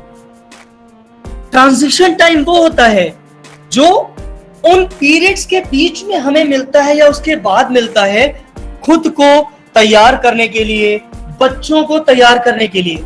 इसका एग्जाम्पल है असेंबली के बाद का पहला क्लास, या रेसेस या लंच ब्रेक के बाद का पहला क्लास, या लंच ब्रेक के पहले का क्लास। कैसे बच्चों को असेस करना है, कैसे बच्चों को असेंबल करना है, उनको तैयार करना है। ये 2 टाइम मैनेज करना सबसे इंपॉर्टेंट होता है बाकी सारी चीजों में, क्योंकि अगर आपने ये चीजें मैनेज कर ली, आपकी कक्षा एकदम रेडिली चलेगी और आपको कोई दिक्कत नहीं आएगी अपनी कक्षाओं को मैनेज करने में। आपको ये नहीं देखना पड़ेगा कि अभी कौन बाहर है, कौन अंदर है, क्या मेरा समय खत्म हो रहा है, क्या चैप्टर नहीं मैं डिफाइन कर पाया, इस तरह की चीजें। गोल अगर मैं बात करूं तो आपका यही होना चाहिए कि कक्षा के अंदर आप ज्यादा से ज्यादा एक्टिविटी बेस्ड टीचिंग करें, बच्चों को इन्वॉल्व करें उसमें। जब आप बच्चों को इन्वॉल्व करते हो तो इंटरेस्ट लेवल बढ़ता है। जैसे जब मेरी फिजिक्स की क्लास होती थी मुझे बड़ा इंटरेस्ट आता था, क्योंकि मुझे उसमें इन्वॉल्व किया जाता था एक्टिविटीज में। वहीं मेरी जब इंग्लिश या हिस्ट्री की क्लास होती थी तो मुझे इतना इंटरेस्ट नहीं आता था। इवन ज्योग्राफी की भी क्लास होती थी तो कहीं ना कहीं थोड़ा सा इंटरेस्ट आता था, क्योंकि हम लोग वो एक्टिविटी बेस करते थे। किसी को डैम बना दिया, किसी को ब्रिज बना दिया, किसी को माउंटेन बना दिया, किसी को कॉन्टिनेंट बना दिया, तो मुझे मजा आता था। लेकिन बाकी मैथ्स मेरे लिए बहुत डिफिकल्ट था हमेशा से। सो एक्टिविटी बेस्ड लर्निंग होनी चाहिए आपकी ज्यादा से ज्यादा में। लर्निंग एक्टिविटी बेस्ड, जैसा कि निशा मैम ने किया था, टीचिंग लर्निंग की बजाय लर्निंग टीचिंग होना चाहिए। So you have to learn lots of activities from yourself, from your friends, your teachers, your peers, from others. Open source में इतनी सारी एक्टिविटीज हैं जिसको आप अपने अनुसार मॉडिफाई कर सकते हो, और हम भी कोशिश कर रहे हैं आपके लिए उन एक्टिविटीज को लाने की जो बहुत इंपैक्टफुल हुई हैं अभी तक। नाउ विदिटनेस, मैं पूरी ये जो 35 स्लाइड्स हैं, 34 स्लाइड्स हैं, ये सबसे इंपॉर्टेंट स्लाइड है। यहां पे आप चाहे तो नोट करें इसको। Withitness is a very important component of classroom teaching for a teacher. ये हमें बताता है कि क्या एक टीचर अवेयर है कि उसकी क्लास में क्या चल रहा है या क्या होने वाला है। क्योंकि अगर आप इसके लिए तैयार नहीं हैं, आप तैयार नहीं हैं, तो आप कभी भी अपना COI, जिसे हम कहते हैं सर्कल ऑफ इन्फ्लुएंस, आप उसको कभी भी नहीं बढ़ा सकते। एक स्टडी के अनुसार एक एवरेज टीचर का सर्कल ऑफ इन्फ्लुएंस एक कक्षा में 15 से 20% होता है सारे बच्चों को। अगर आपको इसको इंक्रीज करना है तो आपको विदिटनेस को बढ़ाना पड़ेगा, आपको अपनी अवेयरनेस बढ़ानी पड़ेगी कि मेरी कक्षा में क्या चल रहा है। और इसके लिए आपको अवेयर होना पड़ेगा अपने बच्चों की डे बाय डे रूटीन से, उनकी फैमिली प्रॉब्लम से, उनके साथ खड़े होना पड़ेगा आपको एज अ फ्रेंड, जिसकी बात मैंने सबसे पहले कही थी। Now body language plays an important role, ये आप सब जानते हैं, ये आप सब ने बीएड या अपने जब भी टीचिंग की क्लासेस लिए होंगे, एमपेड, बीपेड, आपने सब में ये पढ़ा होगा, eye contact, facial expressions, gestures, physical proximity, कि स्टूडेंट से कितना दूर खड़े होना है मुझे, कितने दूर रह के बात करनी चाहिए, एक मेल स्टूडेंट को एक फीमेल टीचर को, या मेल टीचर को फीमेल स्टूडेंट से, या एक मेल फीमेल टीचर को कितनी दूर से बात करनी चाहिए, कितनी रिस्पेक्ट से बात करनी चाहिए, ये सारी चीजें आप लोग को पता है। Free to roam and this avoid turning back to class, ये हमसे सबसे बड़ी मिस्टेक होती है, हर कक्षा में होती है, चाहे वो किसी विषय का हो, चाहे वो किसी स्टेट का हो, चाहे वो किसी बोर्ड का हो, किसी सेगमेंट का हो, प्राइवेट, गवर्नमेंट, नॉन गवर्नमेंट, ये गलती हम करते हैं। और इस गलती को कैसे आप अवॉइड कर सकते हैं ब्लैक बोर्ड यूज करने के लिए, वो मैं सबसे आखिर में जाऊंगा उस पे, क्योंकि उसमें थोड़ा सा मुझे प्रैक्टिकली आप लोग को करके दिखाना पड़ेगा वो चीज। तो आई थिंक यहां तक अब तक क्लियर होगा। अब हम बात करेंगे स्कूल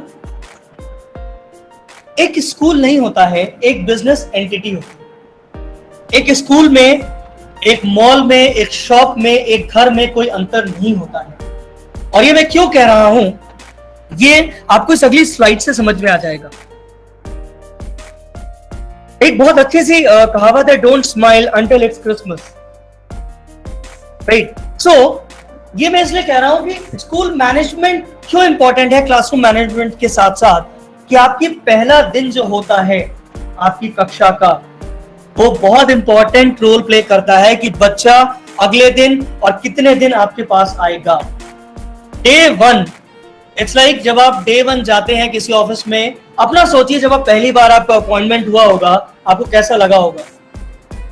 बेशक आपके फ्रेंड्स हो सकता है वहां उस विद्यालय में हो, आप किसी ऑफिसर को जानते हो, किसी अधिकारी को जानते हो, हेडमास्टर को जानते हो, लेकिन वो संकोच आपके हृदय में रहता है। सो उस डे वन को हमें ऐसे तैयार करना चाहिए कि बच्चा खुश हो जाए दोबारा आने के लिए, वो जाए ना, वो उत्सुक हो कि पहला दिन ऐसा हुआ था, अगला कैसा होगा। और मैंने इसीलिए एग्जांपल लिया था सीरियल्स का, हमारी कक्षाओं को सीरियल की तरह चलना चाहिए। कल क्या, आगे देखिए, बाकी कल। सो बच्चे के अंदर वो इंटरेस्ट बना रहे। और ये एनवायरनमेंट पहले दिन अगर आप बना लेंगे तो यकीन मानिए बच्चा निरंतर आपके साथ जुड़ा रहेगा। वो पहला कनेक्ट बहुत जरूरी होता है, क्योंकि हो सकता है वो अपने माता पिता के साथ है। गवर्नमेंट स्कूल की खासकर बात करूं तो हो सकता है वो अपने माता पिता के साथ आए पहले दिन, क्योंकि वो इतने शिक्षित नहीं है। और जिस तरह की रूमर्स होती हैं, पेरेंट्स बहुत कॉन्फिडेंट फील नहीं करते हैं। सो पूरे साल का डे वन जो होता है वो बहुत बहुत इंपॉर्टेंट होता है, बहुत इंपॉर्टेंट होता है। ये बहुत बेसिक सी चीजें हैं, इसे लैब अरेंजमेंट कहते हैं। जैसे आप लैब में जाते होंगे तो देखा होगा आपने कि जो हमारे लैब टेक्नीशियन होते हैं या जो टीचर होते हैं हमारे, प्रैक्टिकल जो कराते हैं सर मैम, वो ऐसे तैयारी करते हैं, लैब का अरेंजमेंट ऐसे होता है कि वो सबको देख सकते हैं और सब उनको सुन सकते हैं। हमारी कक्षाओं का भी अरेंजमेंट ऐसे कीजिए। ये अगेन सेटिंग अरेंजमेंट में आता है। इसके लिए आप स्वतंत्र हैं, आपको कैसे करना है। आप लाइन में बैठाना चाहते हैं, रो में बैठाना चाहते हैं, सर्किल में। बेस्ट जो रिजल्ट देता है वो होता है auditorium sitting arrangement, Audi sitting या थिएटर सिटिंग जिसे कहते हैं, वो सबसे इंपैक्टफुल होता है और वो बहुत बहुत इंपैक्ट करता है, क्योंकि उसमें आप डायरेक्ट कनेक्ट होते हैं सामने वाले से, और सामने वाला जो बच्चा है या टीचर वो एक दूसरे से कनेक्ट में रहता है। नाउ क्लासरूम के अंदर जब हम जाते हैं तो एक बहुत बड़ी समस्या है मिसबिहेवियर से कैसे डील करें। मिसबिहेवियर को डील करने के 4 प्रमुख तरीके होते हैं, 4 कारण और 4 रीजंस होते हैं। सबसे पहला पावर, दूसरा रिवेंज, तीसरा अटेंशन और चौथा कि इंटरेस्ट ही नहीं है, मुझे अकेला छोड़ दो। अब ये दोनों तरफ से आता है, एक टीचर की तरफ से भी और एक बच्चे की तरफ से भी। अब हो सकता है पिछली कक्षा में टीचर ने बच्चे का टीचर का कुछ कहा सुनी हो गई हो, तो अब वो रिवेंज लेगा। ठीक, उसके उपरांत टीचर सोचता है मेरे पास पावर है क्योंकि मैं टीचर हूं, तुम कैसे मिसबिहेव कर सकते हो। तीसरा अटेंशन, ये सबसे कॉमन है। आज की सिनेरियो में हर बच्चा अटेंशन चाहता है, हर व्यक्ति चाहता है उसको अटेंशन मिले। पर्सनल अटेंशन की बात कर रहा हूं, तो वहां पे वो आपस के लोगों से बात करेगा, क्लास में डिस्टरबेंस पैदा करता है और आपको बार बार वो अपनी तरफ खींचने की कोशिश करेगा कि आप उससे बात करो, आप उसकी तरफ आओ, उसको देखो। बार बार वो ऐसी चीजें करेगा जिससे आपकी तरफ वो जाए और वो कहे कि हाँ मुझसे बात करो, मैं हूं। And this happens. Attention seeking आज की सबसे कॉमन रिक्वायरमेंट बन गई है बच्चों की, क्योंकि अगर आप महसूस करें तो बच्चों को वो अटेंशन अपनी पेरेंट्स से नहीं मिल पाती, चाहे वो अर्बन हो चाहे रूरल हो। हम अक्सर बात करते हैं कि अर्बन सिटीज में बच्चे माता पिता के साथ या माता पिता बच्चों के साथ बहुत कम टाइम स्पेंड करते हैं, लेकिन ये ग्रामीण परिवेश में भी होता है। अगर आप जाएंगे तो माता अशिक्षित है, वो दिन भर चूल्हे में या और घर की औरतों के साथ या गांव की औरतों के साथ सम्मिलित रहती हैं, वार्तालाप में रहती हैं। पिता खेत चले गए या अपनी दुकान पे या और काम पे व्यस्त हो गए, बच्चे को वो अटेंशन नहीं मिलती, फिर वो इधर उधर घूमता है अपने दोस्तों के साथ। तो वो एक टीचर से एक्सपेक्ट करता है कि उसको वो अटेंशन मिले, तो वो कोई न्यूसेंस क्रिएट करता है। अब कुछ बच्चे अकेले रहना चाहते हैं, वो थोड़े से शाय होते हैं, बात नहीं करते। उनके लिए आपको उनसे व्यक्तिगत जाके बात करनी है, उनको बुला के उनकी समस्या समझनी है। क्या वो किसी मेंटल एलिमेंट से जा रहे हैं, कोई मेंटल स्ट्रेस तो नहीं है, उनको कोई समस्या तो नहीं है, और उसका निदान करना है। अब गुस्से में जब मैं किसी को डांटता हूं तो मुझे बुरा बाद में जरूर लगता है, क्योंकि गुस्सा और स्ट्रेस किसी के मिसबिहेवियर को खत्म नहीं करता है, बल्कि कहीं ना कहीं वो और बढ़ा देता है, वो नेगेटिविटी आता है। तो हमें कुछ ऐसा करना चाहिए कि कुछ ऐसी एक्टिविटी इस्तेमाल करनी चाहिए जिससे किसी को बुरा भी ना लगे और जो मिसबिहेव कर रहा है बच्चा उसको भी समझ में आ जाए, साथ साथ बाकी सबको भी ये मैसेज कन्वे हो जाए कि ऐसा व्यवहार कक्षा में एक्सेप्ट नहीं किया जाएगा। मैं निवेदन करूंगा आप लोग ये चीजें नोट करें, अगर ये नोट करना चाहें कि किस तरह का कितने तरह के बच्चे होते हैं। अभी तक हमने मल्टी इंटेलिजेंस पे बहुत सारे वीडियोस, बहुत सारे चीजें देखी हैं। ये मल्टी बिहेवियर है जो स्लाइड है, जिसपे रिसेंटली अभी हम स्टडी कर रहे हैं, और कुछ टीचर्स, एजुकेटर्स, बच्चों, पेरेंट्स के साथ बात करके, हमने कुछ इंटरनेशनल एजुकेटर्स से बात करके इस चीज को हमने फाइंड आउट किया है। ये कुछ 7 या 8 तरीके के अलग अलग तरह के बच्चे होते हैं जो कक्षाओं में बिहेव करते हैं। रैम्बलिंग, वो बच्चे जो कक्षा से बाहर घूमते रहते हैं या कक्षा में तो हैं लेकिन उनका ध्यान सब्जेक्ट पे नहीं है, कारण कुछ भी हो सकता है। साइलेंस या शाइनेस, पार्टिसिपेट ही नहीं करना, उनको समझ नहीं आता, उनका इंटरेस्ट नहीं है। टॉकेटिवनेस, बात करना, उनको सब कुछ पता है, या तो वो पहले से पढ़ के उनको सब कुछ पता है, या वो चीजों को मैनिपुलेट करते हैं आपसे बात करके, औरों से बात करके। शार्प शूटिंग, ये आप सबके साथ हुआ होगा कि आपने कुछ पूछा, खासकर हायर क्लासेस में आपने कुछ पूछा और बच्चे ने पलट के आपसे ही कुछ सवाल पूछ लिया जो शायद आपको नेगेटिव इम्पैक्ट दिया, या उसने आप पर ही कुछ ऐसा कमेंट कर दिया, या रेसिज्म या कुछ भी, सरकाज़म कहते हैं, सरकाज़म कर दिया, इस तरह से सरकास्टिक सवाल पूछ लिया। हैकलिंग या आर्ग्यूइंग, आपसे बहस कर रहा है कि नहीं आप गलत हो, मैं सही हूं, नहीं ये क्यों नहीं वैसा क्यों नहीं, इस तरह के भी बच्चे होते हैं। ग्रैंड स्टैंडिंग, अब ये वो बच्चे होते हैं ना जो सबका एजेंडा अपने सर पे ले लेते हैं, जो लीडर बन जाते हैं कि मैं पूछूंगा और मैं ही पूछूंगा, दूसरा नहीं पूछेगा, तुम बैठ जाओ, मैं पूछता हूं, हाँ मैं भी यही पूछ रहा था। ये उस टाइप के बच्चे होते हैं। साइड कन्वर्सेशन, ये सबसे कॉमन है, मैं भी करता था, हम सब ने की है। बात करना, औरों को डिस्ट्रैक्ट करना, चल कुछ रहा है लेकिन मैं विषय को कहीं और, अच्छा आज शाम को क्रिकेट खेलने चलोगे, बैडमिंटन खेलोगे, बारिश हो रही है, या किसी और सब्जेक्ट की बात कर रहा हूं, कुछ और अनएक्सपेक्टेड टॉक्स कर रहा हूं और लोगों को डिस्ट्रैक्ट कर रहा हूं. So these are the kind of behaviours जो आपको अपनी कक्षाओं में निरंतर देखने को मिलेंगे. उसको डील करने का एक ही तरीका है, ऐसी एक्टिविटीज आपको बनानी पड़ेंगी, डेवलप करनी पड़ेंगी, जिससे आप सबको एक साथ हैंडल कर सकें. और इन सब के लिए सबसे इंपॉर्टेंट रोल प्ले करता है 5C. मुझे अपना सर्किल ऑफ इन्फ्लुएंस बढ़ाना हो, मुझे विदिटनेस बढ़ाना हो, मुझे अपने क्लासरूम को मैनेज करना हो, ये 5C सबसे इंपॉर्टेंट रोल प्ले करते हैं. Communication, culture, connections, comparisons, communities. अगर ये पांचों हमने अपने डेवलप कर लिए तो यकीन मानिए ये जो पिछली स्लाइड आपने देखी थी, इसमें आधी से ज्यादा समस्या हमारी खत्म हो जाएगी. कक्षा में जाना और पढ़ाना ही हमारा उद्देश्य नहीं होना चाहिए, क्योंकि शिक्षा खाली पढ़ाने पे तक सीमित नहीं है.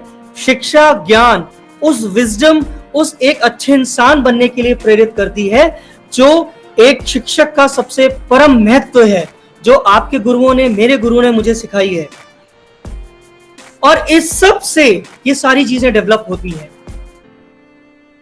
तो you teach, you inspire, you motivate as a teacher, as a guru, शिक्षक, अध्यापक. आप जो समझें, आप लोगों को इंस्पायर करते हैं, आप उनके लिए रोल मॉडल हैं. मेरे लिए रोल मॉडल हैं बहुत सारे टीचर्स हमारे, जो संसाधन नहीं है किंतु फिर भी इतना सुंदर प्रयास करके बच्चों के अधिगम स्तर को कहां से कहां ले आए हैं. मेरे लिए वो टीचर्स हैं जो विषम परिस्थितियों में कार्य कर रहे हैं और बच्चों के अधिगम स्तर, निरंतर शिक्षा जारी रहे, उसके लिए बहुत सारे प्रयास कर रहे हैं. नाउ आपको ये स्लाइड दिख रही होगी अपने अपने स्क्रीन पर, सबने देख ली होगी. ये आपको स्क्रीन पे स्लाइड दिख रही है, आप हाँ या ना में जवाब दे सकते हैं please. Yes sir, yes sir. Okay, so आइए ये हमारे मैथ्स के टीचर और जितने हमारे टीचर्स हैं, इसको हम सॉल्व करते हैं. और जिसको अगर ये पता है तो वो आंसर अपने पास रख ले. बाकी लोग सॉल्व करते हैं और देखते हैं कौन ये आंसर देख पाता है, किसको ये समझ में आती है. ये एक गाड़ी है और एक सीरीज लिखी है 16, 6, 68, 88, 98. अब ये जहां गाड़ी खड़ी है वहां कौन सा नंबर आएगा?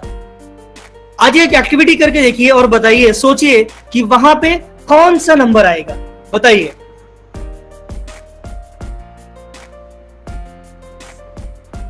इस जगह पर कौन सा नंबर आएगा, आपको क्या लगता है?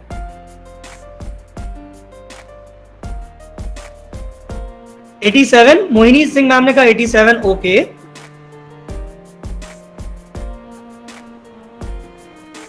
Anybody else?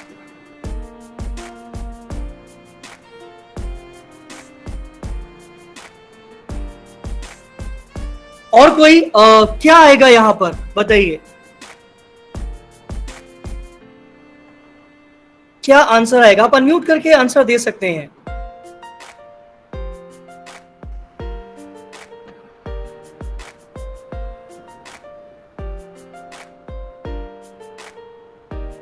आपको आवाज आ रही होगी, I believe. 87 is the upside down. Okay, yes sir, तो टर्न करके देखेंगे तो 87 होगा. ये पूरी काउंट है 86, 87, 88, 89, 90 एंड 91. वंडरफुल. सो ये बहुत सारे टीचर्स को ये स्लाइड्स पता थी क्योंकि ये अक्सर यूज होती है. बट होता क्या है, अक्सर हम लाइफ में, मैंने मतलब जहां भी सेशंस में हमने ये दिखाया, टीचर्स ने कैलकुलेट करना शुरू कर दिया. 6 + -10 आ रहा है, उसके बाद उन्होंने कहा 68, तो उसमें 62 जुड़ गया, तो उन्होंने कैलकुलेट करना शुरू कर दिया. लेकिन एक्चुअली ये गाड़ी उधर से आएगी और इस स्लाइड को अगर मैं अपसाइड डाउन कर दूं, आप देखें,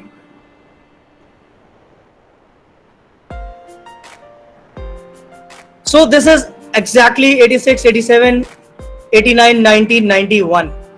इसी तरह हम लाइफ में बहुत सारी चीजों को परसेप्शन बनाते हैं. हमारे क्लास को भी हम कहीं ना कहीं वो परसेप्शन पे ले जाते हैं. और हम पहले से अज्यूम कर लेते हैं कि ऐसा नहीं वैसा होगा। So life is not about assuming और perception, life is all about going and doing it similar way में, क्लासरूम में जाके उसके अनुसार उसको परिवर्तित करना इंपॉर्टेंट है। एक छोटा सा वीडियो, उसके बाद हम फोरम ओपन करेंगे फॉर एवरीबॉडी। ये वीडियो देखिए, आज तक मुझे लाइफ में इससे सुंदर वीडियो, और मैं यकीन मानिए इससे सुंदर पंक्तियां और वीडियो मैंने नहीं देखा है लाइफ में, और ये वीडियो मुझे बहुत बहुत प्रेरित करता है, और आप सबको भी आपने ये देखा होगा, और कहीं ना कहीं आप सबको ये प्रेरित करेगा। आप बार बार देखिए ये वीडियो। लहरों से डरकर नौका पार नहीं होती, कोशिश करने वालों की कभी हार नहीं होती। नन्ही चींटी जब दाना लेकर चलती है, चढ़ती दीवारों पर 100 बार फिसलती है। मन का विश्वास रगों में सांस भरता है, चढ़कर गिरना गिरकर चढ़ना ना करता है। आखिर उसकी मेहनत बेकार नहीं होती, कोशिश करने वालों की कभी हार नहीं होती। डुबकियां सिंधु में गोताखोर लगाता है, डुबकियां सिंधु में गोताखोर लगाता है, जा जाकर खाली हाथ लौट कर आता है। मिलते नहीं सहज ही मोती गहरे पानी में, मिलते नहीं सहज ही मोती गहरे पानी में। मुट्ठी उसकी खाली हर बार नहीं होती, कोशिश करने वालों की कभी हार नहीं होती। और अंतिम पद है कि असफलता एक चुनौती है, इसे स्वीकार करो। असफलता एक चुनौती है, इसे स्वीकार करो। क्या कमी रह गई देखो और सुधार करो। जब तक न सफल हो नींद चैन को त्यागो तुम, जब तक न सफल हो नींद चैन को त्यागो तुम। संघर्ष का मैदान छोड़कर मत भागो तुम, कुछ किए बिना ही जय जयकार नहीं होती। कोशिश करने वालों की कभी हार नहीं होती, कोशिश करने वालों की कभी हार। सो कोशिश करने वालों की कभी नहीं हार होती। लॉकडाउन में भी मैंने स्टेटस लगाया था, थैंक यू। अब मैं ओपन करने से पहले मयंक सर का एक सवाल था कि ऑनलाइन टीचिंग चल रही है, ऑनलाइन टीचिंग में क्या करें, कैसे करें। सर, मैं एक बात आप सबसे कहना चाहूंगा कि ये परमानेंट नहीं है। एक बात, इस बात को समझिए, ये परमानेंट नहीं है, लेकिन फिर भी हम इस पे बात करते हैं कि आखिर क्यों और क्या, ऑनलाइन टीचिंग क्या और क्यों, दैट इज वेरी इंपॉर्टेंट। सो अब हम ऑनलाइन टीचिंग की अगर हम बात करें, सो ऑनलाइन टीचिंग में एक बहुत चीजों का ध्यान जो हमें रखना होता है वो है सबसे पहले कि क्या हम जो ऐप यूज कर रहे हैं, क्या हम जो ऐप ले रहे हैं, बच्चे उसमें कंफर्टेबल है कि नहीं है। ये बहुत इंपॉर्टेंट है। हमने गूगल मीट, हमने माइक्रोसॉफ्ट टीम्स, हमने जूम, हमने बहुत सारी चीजों को यूज तो कर लिया, लेकिन क्या बच्चे उससे यूज टू थे। ऑनलाइन टीचिंग, अगर मैं आज से 4 साल बाद की बात करूं, it's the future of teaching. Online education के लिए कुछ चीजें आप सबसे पहले ध्यान रखिए कि क्या मेरा सॉफ्टवेयर, जो ऐप मैं यूज कर रहा हूं, वही मेरे बच्चे उसे यूज टू है कि नहीं है। सबसे इंपॉर्टेंट, क्या मेरी टाइम की अवेलेबिलिटी पे उसके माता पिता का फोन अवेलेबल है कि नहीं है। तीसरा, कितना यूजर फ्रेंडली है मेरा बच्चा। जिस बच्चे की बात मैं कर रहा हूं, जिस बच्चे को मैं पढ़ाने जा रहा हूं, कितना वो मोबाइल यूजर फ्रेंडली है। क्या वाकई में वो मोबाइल चलाना जानता है या वो सिर्फ रेड और ग्रीन बटन प्रेस कर सकता है। It's very important for everyone to understand this कि आखिर रियलिटी क्या है। हम करना बहुत कुछ चाहते हैं, और सबसे important, am I use to these apps. जब ऑर्डर्स आए या हमने ये स्वयं से प्रयास किया कि चलो हम ऑनलाइन टीचिंग करते हैं क्योंकि हमें अपनी बच्चों की टीचिंग शिक्षण को जारी रखना है, जब हमने ये तैयार किया, क्या हम तैयार थे? क्या हमें एप्स की सारी डिटेल्स पता है? पहला। दूसरा, क्या मेरी कनेक्टिविटी इतनी अच्छी थी कि मेरी कक्षा इंटरप्ट नहीं होगी? तीसरा, क्या मैं किताबों की फोटो खींच के वीडियो रिकॉर्ड करके भेज रहा हूं या मैं लाइव प्रेजेंट कर रहा हूं? प्रेजेंटेबिलिटी की बात आ गई, देखिए मैंने आज कही थी। चौथा, जब मैं प्रेजेंट कर रहा हूं, क्या मेरे पीछे व्हाइट बोर्ड या कोई स्क्रीन या मेरा लैपटॉप या टीवी पे कुछ ऐसा चल रहा है जो बच्चों को कनेक्ट कर सके? पांचवा, जब आप ऑनलाइन पढ़ाई करते हैं तो एक एस्पेक्ट बहुत इंपॉर्टेंट होता है स्क्रिप्टिंग, मतलब स्क्रिप्ट। जो मैं पढ़ा रहा हूं उसमें डिफरेंस आ जाता है लाइव जाने में और ऑफलाइन, मतलब कक्षा में फेस टू फेस पढ़ाने में। जब आप ऑनलाइन जाते हैं तो आपको स्क्रिप्ट बनानी पड़ती है, और ऑनलाइन स्क्रिप्ट बनाने के लिए आपको खुद पहले विषय पढ़ना पड़ता है, समय देखना पड़ता है। अच्छा, मेरे पास 2 घंटे की कक्षा है, 2 घंटे में मुझे क्या क्या बताना है। मयंक सर ने सवाल पूछा था कि ऑनलाइन 60% हो गया है, कैसे करें? तो सर, सबसे पहले आप ये समझिए कि क्या आप और आपके जो बच्चे हैं वो यूज टू हैं कि नहीं उन एप्स के। क्लासरूम मैनेजमेंट का सबसे इंपॉर्टेंट स्क्रिप्ट बनाइए। दूसरा, तीसरा, वो टाइम सेट कीजिए जब आप और आपके बच्चे अवेलेबल हों, नेटवर्क की कनेक्टिविटी का इशू ना हो।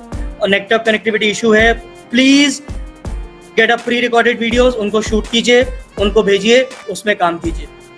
So this is all about classroom management today.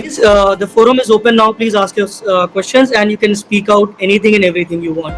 Thank you everybody. Sir, एक प्रश्न मैं पूछना चाहता हूँ सर। जी राजेश सर, प्लीज पूछें।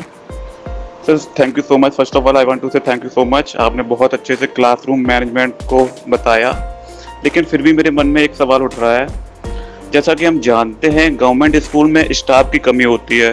कुछ विद्यालय तो एकल भी होते हैं, आप भी जानते हैं, हम भी जानते हैं, 1 या 2 टीचर होते हैं। एक टीचर, काफी विद्यालय ऐसे हैं, एक टीचर 5-5 क्लासेस को देखता है, संभालता है उनको। ऐसे में एक ही क्लासरूम में कई कक्षाओं के बच्चे बैठाने पड़ते हैं। कहने का मतलब है, ऐसे विद्यालयों में क्लासरूम मैनेजमेंट कैसे किया जाए, इस पर आप क्या कहना चाहेंगे? क्योंकि अलग अलग क्लासेस के बच्चे होते तो उनकी जरूरतें भी अलग अलग होती हैं।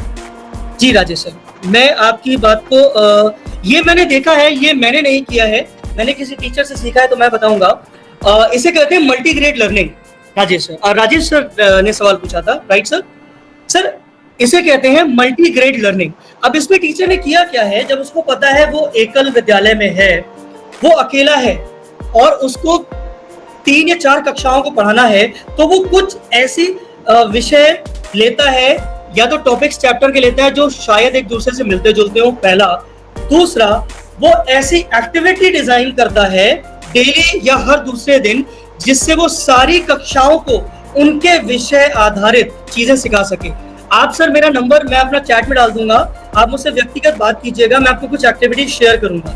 जैसे एक एग्जांपल है मल्टी एमसीक्यू, मैंने कहा था मल्टीपल चॉइस क्वेश्चन, ये ग्रिड गेम, उसके बाद आपका चक्के पे चक्के, ऐसी बहुत सारी एक्टिविटीज हैं जो मैं टीचर्स कर रहे हैं, और मैं आपको शेयर करूंगा, आपको बहुत हेल्प मिलेगी एकल विद्यालय में इसको करने में। मैं मिस कर दूं इससे पहले, मैंने सबसे प्रॉमिस किया था ब्लैक बोर्ड का एडिक्वेट यूज मैं बताऊंगा, how to use black board, right? So आपको मेरे पीछे एक बोर्ड देख रहे होंगे, आपको एक बोर्ड दिख रहा है मेरे पीछे, राइट? सबको दिख रहा है ये बोर्ड, यस और नो? Yes sir. क्या है, ऐसा टीचर मैं जब क्लास लेता हूं तो मैं ब्लैक बोर्ड पे ऐसे लिखता हूं, राइट? तो मेरी बैक क्लास की तरफ चली जाती है। अगर मैं लेफ्ट हैंड हूं तब भी मैं ऐसे लिखूंगा और मेरी बैक उधर रहेगी। बीएड में कहा जाता है your angle has to be some 47 और 62 डिग्रीज व्हेन यू रीड, कुछ ऐसे, जो कि बड़ा ऑकवर्ड है, राइट? नाउ मैंने क्या सीखा एक टीचर से, and believe me it's a government teacher जिसने मुझे सिखाया, ब्लैक बोर्ड को, ये मेरा ब्लैक बोर्ड है, इसको 3 हिस्सों में बांट लीजिए, 1, 2, ये 3 हिस्सों में इसको डिवाइड कर लीजिए, राइट? या 2 हिस्सों में कर लीजिए, ये आपके ऊपर डिपेंड करता है आपको कैसे करना है इसको। उसके बाद आप हमेशा राइट साइड से लिखना शुरू कीजिए। जब आप यहां से लिखेंगे तो आपका आई कांटेक्ट होगा, और जब आप यहाँ पे आएंगे तो पीछे वाला हिस्सा भी नहीं छुपेगा बच्चों से, और आप ब्लैक बोर्ड का ऑप्टिमम यूज कर पाएंगे। बट हम हमेशा यहाँ से लिखना शुरू करते हैं। अब सेक्शन को आप कैसे डिवाइड कर सकते हैं? इस सेक्शन को अगर 3 हिस्सों में बांटा है, पहला सेक्शन सब्जेक्ट, चैप्टर या टॉपिक की टेकअवेज या इंपॉर्टेंट पॉइंट्स मैंने यहां डाल दिए। उसके दूसरे इंपॉर्टेंट उसके एक एक हेडिंग के अंदर का जो इंपॉर्टेंट है, जो मुझे उसे टच करना है, वो मैंने यहां डाल दिया। और तीसरा Q&A यहां पे कर दिया। आपका ब्लैक बोर्ड आपको बार बार रब नहीं करना पड़ेगा और ये ऑप्टिमम यूज होगा ब्लैक बोर्ड का आपके लिए, और आपकी बैक कभी भी नहीं जाएगी, आप हमेशा ऐसे रहेंगे। तो आपका जो आई कांटेक्ट होगा वो बच्चों से बना रहेगा और साथ साथ आप बच्चों के कांटेक्ट में रहेंगे। फिर अक्सर आप लिखते होंगे तो बच्चे कहते होंगे मैम दिख नहीं रहा है, सर दिख नहीं रहा है, फिर आप पढ़ते होंगे, फिर वो लिखते होंगे, टाइम किल होता है। वो 35 मिनट को ऑप्टिमम यूज करने के लिए always use the black board from the right hand side. आप अगर लेफ्ट हैंड से लिखते हैं तो यहां से शुरू करें, तब भी आप उधर से शुरू कर सकते हैं, यहां से नहीं। आप लेफ्ट हैंड से लिखते हैं, आप ऐसे लिखेंगे, आपका आई कांटेक्ट इधर रहेगा, फिर इस पे आएंगे, फिर ऐसे आएंगे। सो when you use blackboard like this will give you the best view, best usage of the blackboard. I'll record a video for this and share with you. Thank you everyone for being with us, and we'll see you soon with another digital well-being session or some other content as discussed. And हम पूछ के कुछ लोगों से हम अब specific sessions करेंगे और जो आप लोग के लिए हेल्पफुल हो वैसे सेशंस करेंगे। एंड आपके चैट्स में बहुत सारी चीज़ें आ रही हैं। So thank you once again everybody for joining.